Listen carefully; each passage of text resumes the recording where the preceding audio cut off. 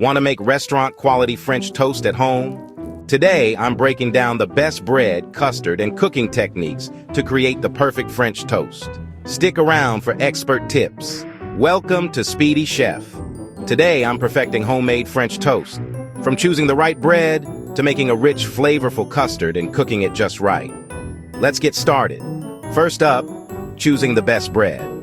Go for challah or brioche. They're buttery and rich, just perfect for absorbing custard.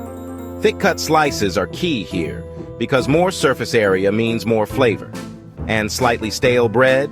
It absorbs liquid better without falling apart. Next, let's make the ultimate custard.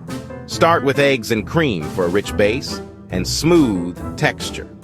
Add a dash of nutmeg and some orange zest to enhance the flavor. Vanilla and a splash of brandy? Totally optional, but it adds that gourmet touch. Don't forget salt and sugar to balance the sweetness and enhance flavors. Now, for soaking and cooking techniques. Let your bread soak for 20-30 minutes to ensure a custardy, even texture. Use butter for frying to create that golden, crispy crust. And cook low and slow to prevent burning while making sure the inside cooks fully.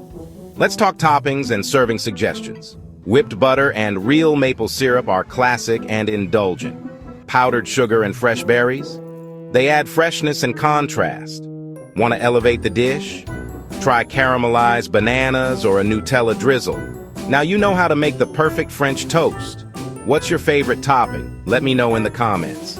Don't forget to like, subscribe, and hit the bell for more expert cooking tips.